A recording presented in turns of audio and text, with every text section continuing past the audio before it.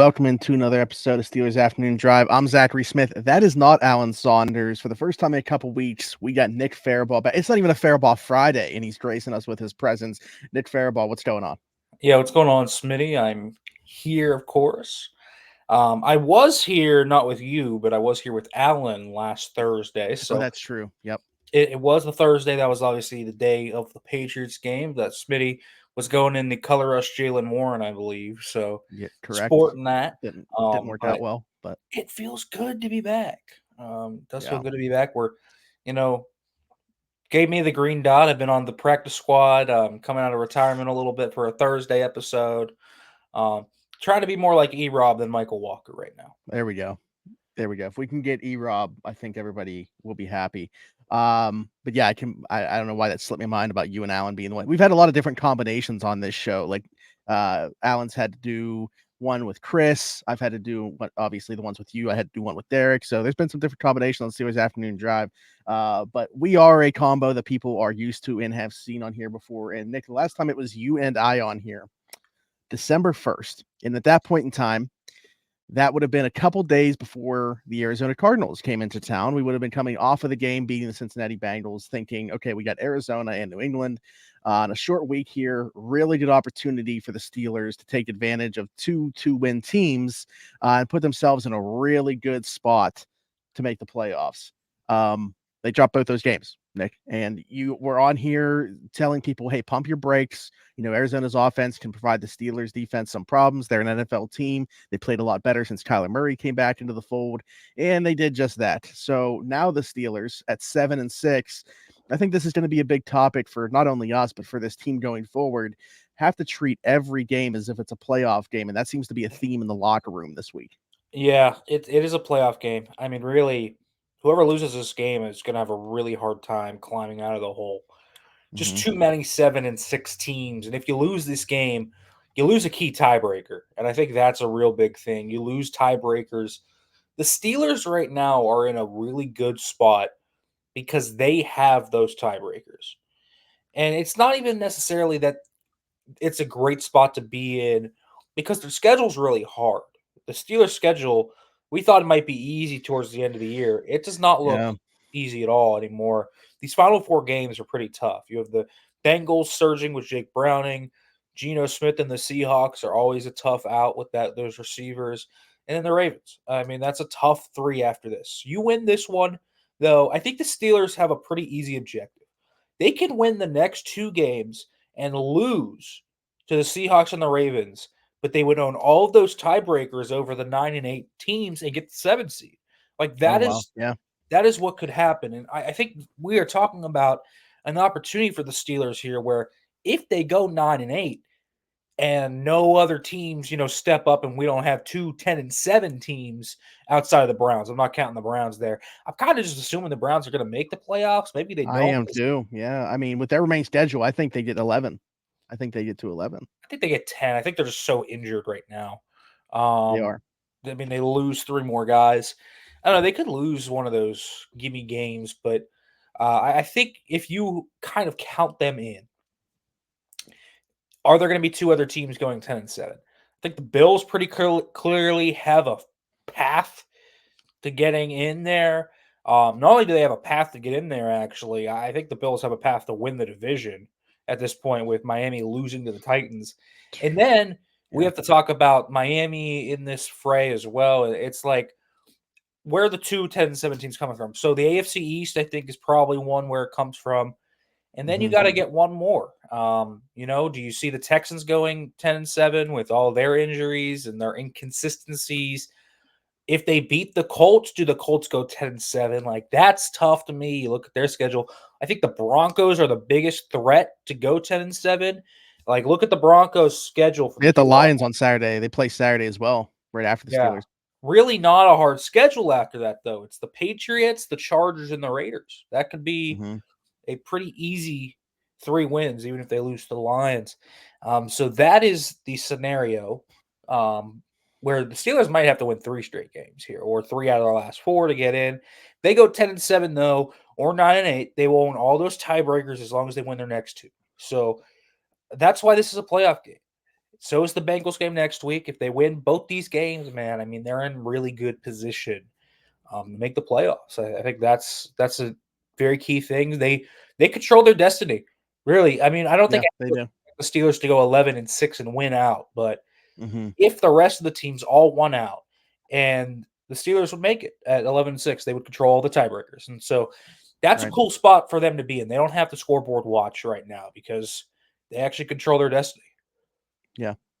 Yeah, I mean the tiebreaker stuff's interesting because I really wasn't looking at that. I was viewing it as them needing to win 3 of their last 4, but you're right. If they win these next 2 and there's only one 9-8 team that's in there, it would be them as long as these are the next 2 that they win the next 2. Yeah, so interesting stuff to your points. Still right now in a driver's seat for a playoff berth. But will that be able to keep up after Saturday? And Nick, very good news, I would say, on the injury front. I guess we can talk about the one that maybe isn't first, and then we'll get into the positives here. Isaac Seumalo not practicing all week with a shoulder thing, which he hurt and then played on a short week. Now, obviously, maybe you could say in hindsight that shouldn't have happened. Maybe he wasn't 100% in that one, still able to give it a go, though, and then doesn't practice all of this week and now listed as questionable for the game. What is your thought there? I mean, if you don't practice all week, it's going to be hard to imagine he suits up, right? Or is this just the managing reps for a vet, or how are you viewing this one? He's one of those guys that can not practice all week and play, I think. Been Okay, at this for a long time. We're, a Larry Ogunjobi situation where, sure. Larry didn't practice like all last year and still play on Sundays. I think we could see that happen. I do. Isaac doesn't need the reps. No one needs the reps with Isaac. It's not like he's working with Broderick Jones like a James Daniels is, for example, where Broderick is still young and kind of needing all those reps. Hmm. Seumalo doesn't need them. Dan Moore doesn't need him. Mason Cole doesn't need him. I think Isaac Seumalo could sit out and get that rest. And listen, he had a limited practice last week, but it was a walkthrough. I mean, they Yeah. don't do anything in a walkthrough. They didn't practice all last week, so I don't think he played particularly well against the Patriots, and maybe some of that was the shoulder. I don't know, how much of that was shoulder, how much of that was just poor performance in general from the whole team, but he didn't play Hmm. very well. But I guess we'll see. I expect Isaac to actually play, but if he doesn't, I mean, I think Nate Okay, Herbig is capable. sure. But I will say that is a worrisome matchup because DeForest Buckner's on the other side, and I think Hmm. that is a concern. When you have DeForest Buckner, Grover Stewart, and some of those guys, it's a pretty solid interior group for these Colts coming here. So I think that's a concern if Seumalo doesn't play, even though I think Nate Herbig plays well. Yeah, I think I'd have less of a concern going from Seumalo to Herbig in terms of the run blocking, but in pass protection, I'm curious as to what the drop off would be there against this Indianapolis front. Listen, I think it's tough to. I think it's tough because Isaac's been pretty inconsistent actually in some of these pass pro reps. He's had these reps where he's usually steady and good, but then there are Hmm. other reps that and it gets like floated around on X every single week. Like the two reps he gets just absolutely crushed on, but he does get crushed on them. And Herbig has kind of been up and down in that sphere this year. He was awesome against the Cardinals when he came in relief of Isaac. Yeah. But there have been other games where he, hasn't been that great when Daniels went out and he struggled. So we'll kind of see where it is. But Nate Herbig is a pretty solid backup. Like, Yeah. probably start for a number of teams in this league, to be quite honest with you. Yeah, yeah, I agree. And then on the positive side of the injury stuff, Diontae Johnson returning to practice today. I think everybody could breathe a sigh of relief after seeing him miss yesterday. Although Alan and I talked about it, we didn't think it was much of anything. Like Alan saw him there, looked fine. But the Highsmith now clearing the concussion protocol was listed as questionable, expected to play now. Bert Lawton put that out there shortly, actually, before we started recording here. Obviously, very good news having back-to-back days where we get TJ Watt clearing concussion protocol. Now Alex Highsmith, they're going to have their two big horses on the edge, both being ready for this one. And that's big. And the reason why that's big is we know how much this offense needs solid defensive performances, and their Hmm. main turnover producers are these edge rushers. And so Highsmith and Watt being out there are so huge, even though Marcus Golden and Nick Herbig are capable backups. you know, the matchup for these Colts tackles really doesn't favor them. Braden Smith is out with a knee injury. They're starting right tackle. So you have Blake Mhm. Freeland, a rookie, out there against TJ Watt. And then you have Bernard Raymond against Alex Highsmith. And I like how Bernard Raymond's played this year, but Highsmith should be able to win some of those reps. So this could be a matchup where the Steelers really get at Gardner Minshew, and Minshew is a very turnover capable player. Very, very turnover capable. Now he can cook too. We kind of know um, where it is with what he can do when he cooks. They put up 30 points sometimes in these games, but there are other games when you see, like last week, they only put up 14, where he's a turnover machine. Doesn't Mhm. have great pocket presence, so he can get strip sacked from behind. He throws interceptions when pressured. This is an issue for Gardner Minshew. And so I look at this and say, man, this is a huge ad for them because the more pressure they can get in this game, the more they can force Gardner Minshew into tough areas and get him kind of off balance and really making those mistakes. And so I think it is a huge, huge deal, obviously, just from a common sense standpoint, but even more just under kind of all of that. I think we're talking about a guy that's prone to turnovers under pressure. So I really think Yeah. that is something, you have to look at. Yeah, absolutely. Obviously massive to have not just one, but both those guys, when it was very much up in the air if we'd have either one be able to go, in this contest. So I Yeah. think it's I massive there. will say this. Yep. I don't know, PFF grades aren't everybody's cup of tea, but the worst graded passer under pressure this year is Gardner Minshew. So that is something to look at. Certainly Yeah, you is. Only mentioned the 3 picks turnovers. thrown, but 14 turnover worthy plays. That Mhm. is second most in the NFL under pressure. Yeah, and he's fumbled the ball quite a bit. I don't think he's lost necessarily a ton of them, but he's put the ball on the ground. If the Steelers are able to take, advantage of that, yeah, I mean, I think that there's like people we've obviously watched Mitch Trubisky give the football to the other team. Gardner Minshew's been doing a lot of that on the other side. So, yeah, it'll be interesting to see how the pressure can impact him. Nick, being that you won't be on here tomorrow, I know that there's other stuff we want to talk about, like bigger picture stuff. But with this game specifically, now that we are talking about Indy, what's like one matchup that you're looking for in this one? Yeah, listen, I think the big matchup to me is, can the Steelers run the ball? I think that's the big thing. So really, the Steelers O line versus this Colts D line. Yeah. This is a Colts unit that has not defended the run well at all. They have been one of the worst run defenses in the NFL. They start out through the first 6 weeks as a top 10 run defense, though, and that's when they had Grover Stewart in the lineup. It's a massive difference with him in the lineup. He came back because he was suspended for doing PEDs for 6 games, so he came back last week. But they still got ran on. But before that game, it was a difference of 40 yards per game. I think they were allowing 133.3 yards per game without him in there, and they were only allowing like 95 with him in there. They allowed over 100 though last week, and Mhm. so maybe he's rusty now and he doesn't make as big of an impact. But if they can run this football, they'll be able to control the time of possession. They'll be able to control the clock. Might get a few explosive plays here or there. Like they are going to be able to put up points if they can run the football on this team. It's really just going to be, can they convert in the end zone? And I think obviously the red zone has been a really big issue for them all year. But Yep.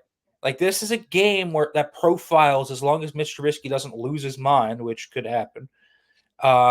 It is a game that profiles to where they can get down the field, run the football, get a few points here or there.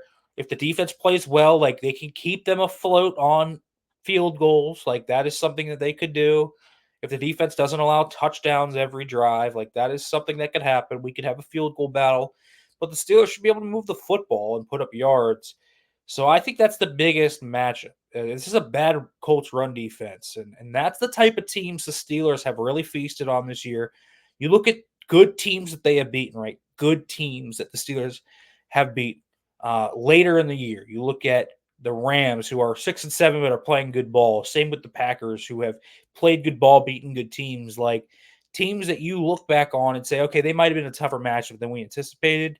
It's been those run defenses that have really let those teams down. If you remember from LA in that second half, the Steelers just swept them down the field all second half running the football, and it opened up the middle of the field. And then you talk about what happened in Green Bay. That turned into a shootout, but the run game just absolutely dominated that. They allowed over 200 yards. And even the Bengals, the Steelers ran pretty well against the Bengals. Najee Harris had almost 100 yards in that game. So when you look back at these games they have won recently, the run game has been the focal point. So I think this could be a game where we see the run game really go off. And so I have been telling people this all week. This is just since I'm not going to be here either for prediction stuff. I've been telling people all week. Everyone's talking bad about the Steelers. Everyone's questioning the culture. The Steelers are banged up. The Colts, are kind of this team that looks like a better team right now, more organized, even if they're losing Jonathan Taylor. And, we talked about Gardner Minshew and their run defense issues. Everyone's picking the Colts. Mike Tomlin's back against the wall. This is a classic Mike Tomlin, pull it out of his hat win game. On the road, standalone game, classic Mike Tomlin win. I'm not sure if it's going to happen, but if we're talking about classic wins that Mike Tomlin The has, formula's there. it is there, man. Like when everybody else thinks, oh, they're going to collapse, this guy somehow just pulls them back in. I don't know. We'll see. I think it's possible they win though. Yeah. A big part of this offense, George Pickens, and maybe opened up a little bit more than you would have expected him to in talking today, saying, it's hard to produce when you're running 3-yard routes, 5-yard routes. So, first off, what is your take on that? I mean, if you look at his route tree, his next gen stats, put it out after that Thursday night game. It kind of looked like the Juju Smith-Schuster routes of 2020 and 2021 that he was out there doing. But yeah, very tough to produce, I guess, within the offense right now. I can't disagree with him. But what was your reaction to that, and what George had to say about it? Well, I knew something was a little different when George called the press conference and we didn't go up to him. That usually doesn't happen, which tells me George had some axe to grind or whatever, had to clear up some things. I don't know exactly what it was. But there was something here George wanted to say, and he opened up more. And to me, the big thing that we got out of George today was, he feels like he's misused, he's miscast. And that's where his frustrations come from. It's not because Mitch necessarily isn't always seeing him or Kenny isn't always seeing him. Yeah, that frustrates him. I'm sure it does. It frustrates every receiver when they're wide open. But I even talked to him about the communication aspect of things, and that has been a big emphasis, I think, this week has been George can't just go to the freaking sideline and say whatever he wants to say and just complain and yell at people. I think that's what Mike Tomlin was saying on Monday when he said that. George can't just lash out at people.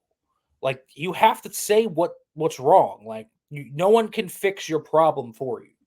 And sometimes the quarterback doesn't see what George sees. Sometimes George sees what a corner or safety's doing, and Mitch might not pick up on it. So good offenses communicate with each other. And I've talked to a lot of guys this week, and I think that's been a big problem with George. Has been why haven't they been able to get him on track?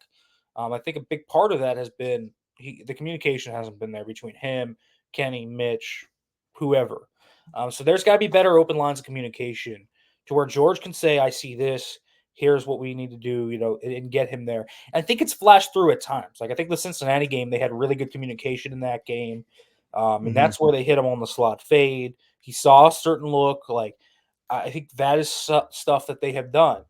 But I think George has been handling his frustrations in a non-productive way to the point where it has forced the team to just go away from him at times. And that sucks. And they've missed him on film a million times. Trust me, he's open a lot, and they've overthrown him and they've underthrown him and they've done all this stuff.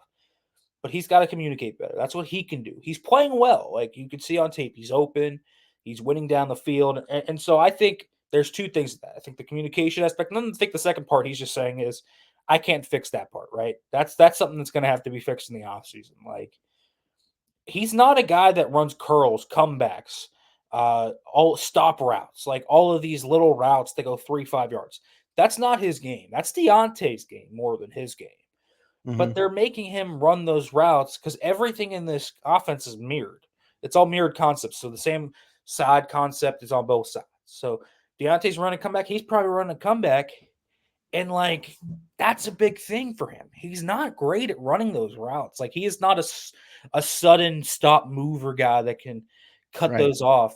He's a guy that wins down the field. He can win all down the field. Look at his routes when he goes down the field: post corners, digs, crossers. He's wide open down the football field because he runs those routes very well. That's where his route running prowess shows up, and he can separate. Can also separate on slants. But these 3-yard stop routes, these screens, like, it's not what he does well. So they're misusing it. And Mhm. so that's where I think his frustration is they're not using him right. And it's hard to use him right in this offense because it's a really bad passing offense. And every time I think someone says he's open on a cross or he's open on a clear out route, like, he's not. Like, you got to understand, in a lot of these concepts, he's not in the progression like until like the fourth read. Like, they want to hit the stop route, they want to hit the comeback, they Yeah. want to hit the flat. Like, they don't want to hit the crosser. Like, that's a Mhm. big thing. And so that's where communication, I think, can help. Is if they're seeing certain looks, they can build in alerts to get it to George. Yeah. But the passing offense stinks, and they're still running Matt Canada's playbook, and we knew the passing Mhm. offense stunk. And so it is something that is not going to be fixed until the offseason completely, but there are ways, in my opinion, that they can fix this to get George more involved. Yeah. Absolutely. Nick, I want to get your take on something that we spent a lot of time talking about yesterday. Obviously, it's made its rounds over the past week or so. A lot of former players speaking out about the Steelers, that they used to play for. And, I think that they're entitled to their opinion. They obviously have credence. They've been in this locker room before. They know what it was like. But the likes of Ryan Clark, Ben Roethlisberger, even Trey Essex talking about the Steelers culture and the Steelers way.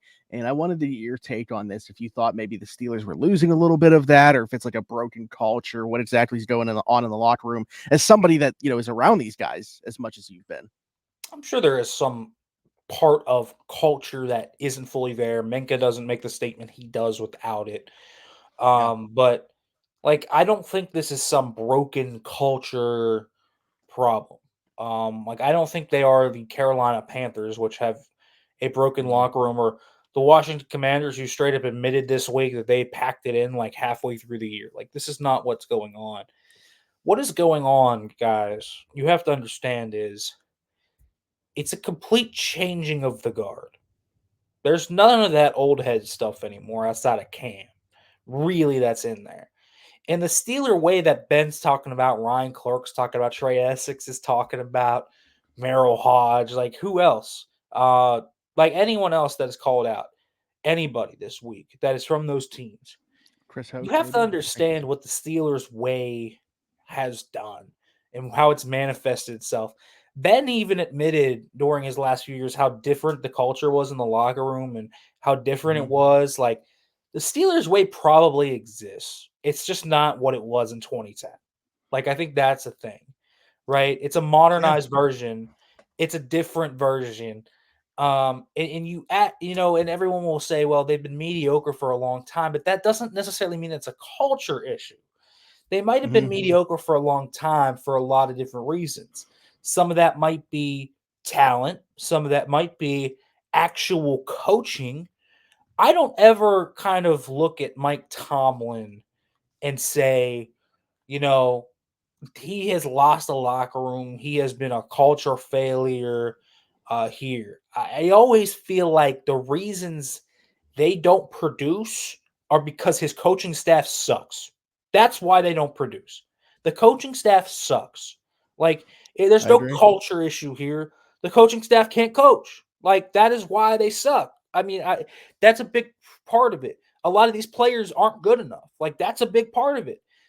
It's easier to blame the coach. It's easier to blame the culture than to say that player sucks. That is always one thing that I will tell everybody. It's easier for fans to admit that. It's easier for fans to do that than say, wow, that player is just not very good. Mhm. Like, sorry to break it to you, there's a lot of players on this team that just aren't very good. And they gotta fix that. That's a draft thing. That's not on Omar. He has not. He's done a great job in his first offseason. It looks great, right? The early returns in the draft class are good. Oh A man, lot of the yeah, a additions couple are more good. like that, I think we're cooking. But like, let's look at the roster at large. I mean, who outside of Pickens and Diontae in that receiving core actually does anything consistently? Like, I think that's Yeah, something. And then you get George, who is clearly disinterested in this offense, trying at half pace half the time. And they're blowing up on the sidelines because the offense stinks. I mean, you look at the offensive line, guys. Dan Moore, all respect to the man, is not very good. Mason Cole is not very good. Like, and Isaac, Daniels, and Broderick right now are, you know, mid-level best guys. Like, you could win with a James Daniels, you can win with an Isaac Seumalo, you could win with Broderick Jones, and Broderick's only going to get better because he's only very young. mhm, And so he's got an ascension to go. But when we talk about like James Daniels and Isaac Seumalo, like they're the fourth or third or best offensive lineman on really good units. Isaac Seumalo was the fifth best player on a Super Bowl esque team. Like we got to put that in perspective. That doesn't mean Isaac isn't good. He's a good player. He's not elite though. Let's understand that. On the offensive side of the football, they don't have a lot of elite talent. I think that's something to look at. So they don't have the guys to pull them from the dregs. And I think they have a lot of good talent. I think George Pickens and Diontae are very good talents. I think Najee and Jalen are very good talents. I think Muth gets way too much hate. He's not a great blocker, but they use him wrong. He's not a blocker. He's a dang yeah, slot receiver. yeah, So like that like we got guys like Merrill Hodge going out there calling these guys, like literally two turtles humping. Like that is what he's calling them. And like, yeah, dude, like we got Chris Hoke going on the fan going at Minka Fitzpatrick. Like, come on, guys. Like, let's not overthink this here. What do you think the issue actually is? It's that a lot of players around those guys aren't actually that good. The coaches that are coaching those guys aren't actually that good. And yeah, there's probably some of a culture issue. I think they have taken these teams a little lightly and all that. But like culture is like the fourth biggest issue on the team. Like there's talent that needs to be filled in. There's no mhm, like E-Rob is like the only talented guy in the linebacker room right now. Again, that's no fault. They lost like their entire linebacking core. Like yeah, there's very little talent in that room right now. The secondary is the slowest secondary in football. I mean, I would bet that is the slowest secondary in football. You got the D line carrying everybody on their backs the whole game. Like I just don't know why people can't look at this team and say what the actual issues are. Is there certain culture issues? Yes. Is it like more, terminal? Everything's collapsing. Mike Tomlin's lost it. Like, no, it's not. Yeah, they yeah, have to fix some things. I think there's a bit of a leadership vacuum on offense. I would like to see that be fixed, but I think Najee Harris is a mhm, good leader. I think they need a Cam like player on offense to step up and be the dog that goes at people. I think Najee's more of a C kind of show by example, step up, let's fix this kind of guy. I think they need a guy that will get in your face a yeah, little bit. So I think that's something. But you can add a guy like that. That's not that hard to find. You can find guys like that. I just think a bigger issue than a culture is lack of coaching, lack of talent. I think those are two big issues. yeah, and, actually, that kinda ties into the question that I wanted to bring up here from our guy, Chris Nestrick, who's very loyal member of the audience here, always gives us great content and feedback on the content, but he says, "Can BJ77 become, a get behind me leader on offense? Whoever they draft at center has to be one as well. Anyone else come to mind? Fryermuth maybe? Najee Harris supposed to be, just don't see it. Seems to really be an issue on the offensive side." Najee's the main leader, 100%. When Mitch was asked the other day who the leaders on offense were, it was Mason Cole, Najee Harris, and Allen Robinson. Like Najee is a good leader, Jeez. Yeah. but all respect to Allen and Mason, and they are good vets that have had experience in this league. Allen Robinson, especially, I think, is a wise, very good teacher, Mhm. but you need your best players to be your leaders. Yeah. You need, right? Well, that's what I was gonna say is, like, I Like, appreciate what Allen does as a blocker, and I appreciate what Mason does, off the field. Whether win or lose, he seems like a guy that's always gonna be available for you guys in the media to talk to and kinda just takes everything head on, and I can appreciate, but, like, the the play has to match that to some degree on the field as well. yes. I don't, defensively, we have a lot of leadership. Cam Yeah. Hayward, Minka, E-Rob has been a fantastic addition. There is a Mhm. leader in every single room you can point to on the defense. Cam Hayward, TJ Watt, Minka Fitzpatrick, Patrick Peterson, even young Peasy is stepping up into a role. Like they Yeah. have leaders all on that staff. And Elandon Roberts has stepped into the linebacker room. And even when they have lost Cole Holcomb and Quan Alexander, like even when they had Quan and Cole, there was no doubt of who the leader of that room was. It was Landon Roberts. Like, and he earns that respect. He goes out there on a bad groin, plays his butt off, and Yeah. literally is maybe one of the best players out there. There's just not a lot of guys on the offense that you go up to with a standard of play that command respect in a locker room like that. Like, there's not a guy with that aura. Mhm. Diontae, I think, could be that guy, but I think I don't think he wants to be that. I don't think he's a natural type that like Yeah. embraces the leader position. George doesn't embrace that. So like the best player, Jalen Warren doesn't embrace that. Like the best players that could embrace that don't, and so they need an alpha guy. That probably should come from the offensive line, but like you even look at the O line, the good players they have. Isaac Seumalo and James Daniels are very quiet guys that Isaac's a Mhm. very I think Isaac is a good leader comes from a winning culture, knows what it takes to win. When he speaks, you listen because you know it means something. I think Yeah. he's a good type of that guy, but that's not a natural leader for a team, right? That is not a guy that, like, for example, obviously he's not this level player, but Troy was that type of way. Like Troy Mhm. Polamalu was never this like guy that gets up in front of the team and leads in this way, right? The heart of that defense was always guys like Joey Porter, James Harrison, James Ferrier, those guys, and Troy would back that up. And I think they kind of have a similar hierarchy on defense right now, with Minka applying that role. That's kind of what Isaac is. Broderick, I think, has a chance to grow into that. Right now, he's a goofy young kid that is awesome and has a ton of personality and spunk to him and sets goals really high. I don't think he's a natural leader yet, but I think he can be molded into that. What they need is a veteran dog that can come in here, set people accordingly, and sometimes that's the quarterback, but they don't, Kenny right now is not that type of guy. He's a young quarterback. So I think they have a bit of a leadership hole on offense. And I think that's their biggest culture issue.